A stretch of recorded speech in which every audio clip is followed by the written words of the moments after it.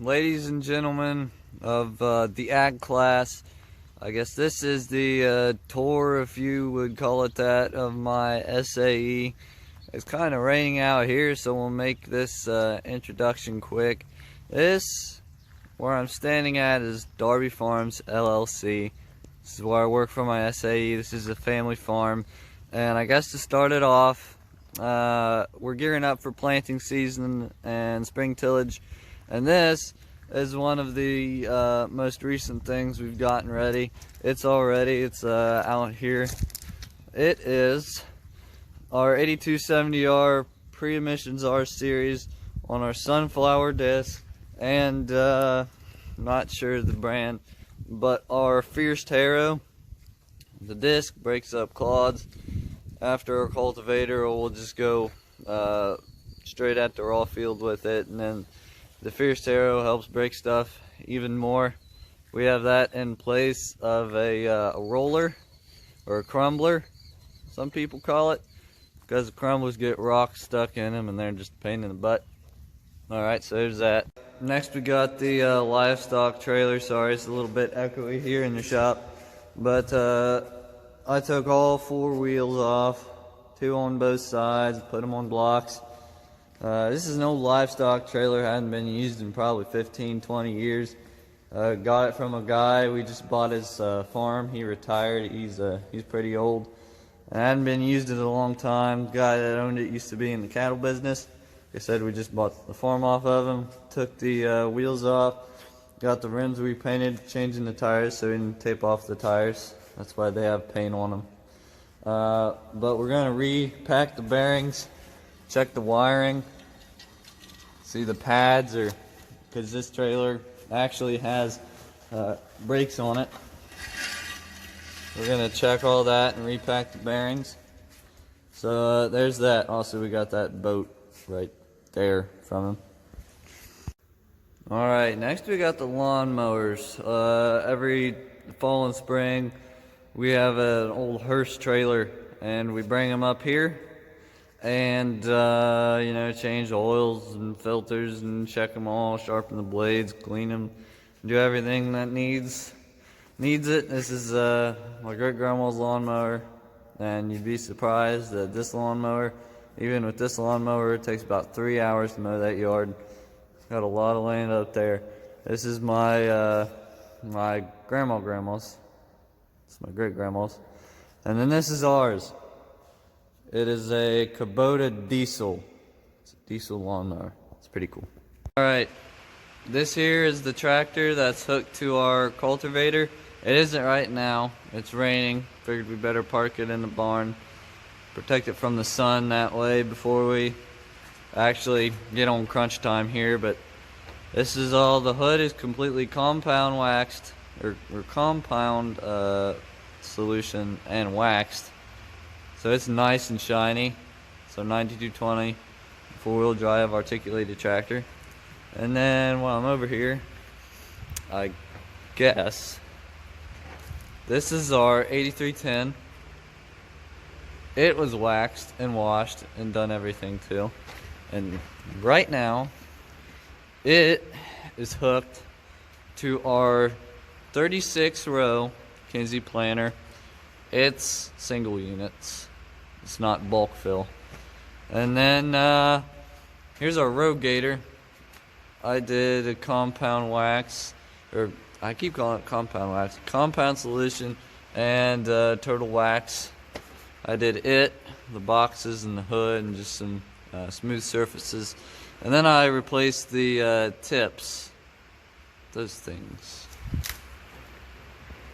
Each of those sprayer tips. Here's our other 36-row planter.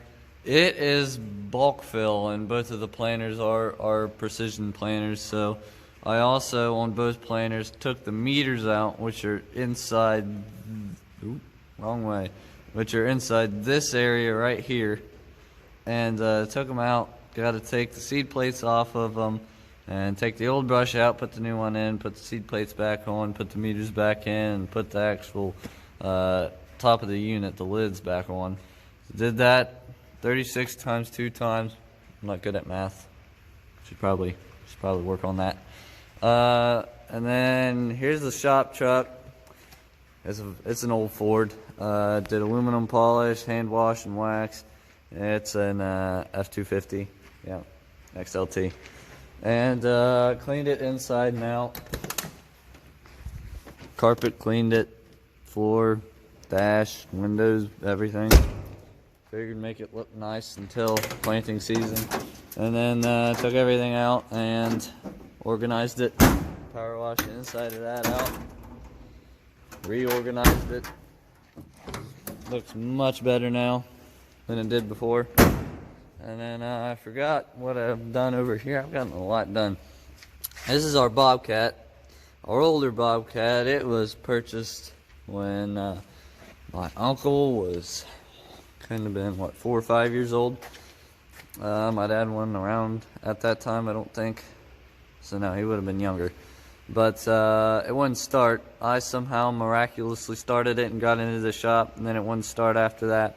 So we cleaned the entire fuel system, injectors, lift pump, fuel tank, fuel lines, everything. We had a little electronic cleaner. It uses sound waves to clean everything out of it. And they were packed full of dirt, and we put it back together, and it started just like that after 15 seconds on the go plugs. Then we have this. Thing. It's brand new to us, not brand new. I compound solution the whole thing and waxed it. And then it used to have duals, so we took the duals off, and then we moved the tires out a lot more because it's going to be used for a bush hog. It's on a box blade right now, but we moved those out so it's more stable. And then over here, I don't have to stop the video between these things. I can just walk right over to it. This is our cultivator. It's a sunflower. We like sunflower and our Agco products, if you couldn't tell. We had a gleaner stuff back in there and the rogators. But it's also hooked to a bigger fierce taro, bigger cultivator. So this is what we use mainly to work our ground. We got a Great Plains turbo chisel. We use that too, but not as much as we would the cultivator and even the disc. Alright, so back there, that is our one of our chemical trailers that we use when we spray. That one goes to the rogator, and this one right here, hooked to our older Freightliner, goes to our Tarrigator. This beast right here, Jeff, my uncle, he just got done top dressing wheat. Didn't get stuck, got it in before the rain, so yay to that. But I replaced the tips on this one so that he could top dress, and now that's done, so can clean that up, put her away. And here's our grain bin system. We just got done hauling 12 loads to Cargill in case they shut down because of Corona. And we don't have a leg, so it's a little slower. And these are our two Tempties, what we use to haul our grain. They've got automatic tarps on them. We want automatic doors, but you know, money is the thing. So that's our newer Freightliner. This one goes on our older Freightliner. Ignore the portable sawmill, that's my dad's. But we store it here in our flat storage barn. It says overfill, but we just put in a brand new grain bin, so hopefully we have to use it again. Because that means we have a lot of grain, and that means more money, and you know, that's just better overall. Alright, well thank you for following me around the farm. This has been my SAE tour at Darby Farms LLC. Thanks for joining me on my walk around today, and I hope you liked it. And remember, safety first. Let me get down here before I fall and break my neck. Almost forgot, I didn't just show you the new Freightliner and the Tempties just because we hauled those loads of grain to Cargill. We actually redid the frame on that Tempty that was hooked to the Freightliner, as well as that Freightliner. because they were getting rusty, so I wire brushed both of the frames and I needle scaled both of the frames, and then we repainted them with a rust preventative and then a top coat of just regular black paint.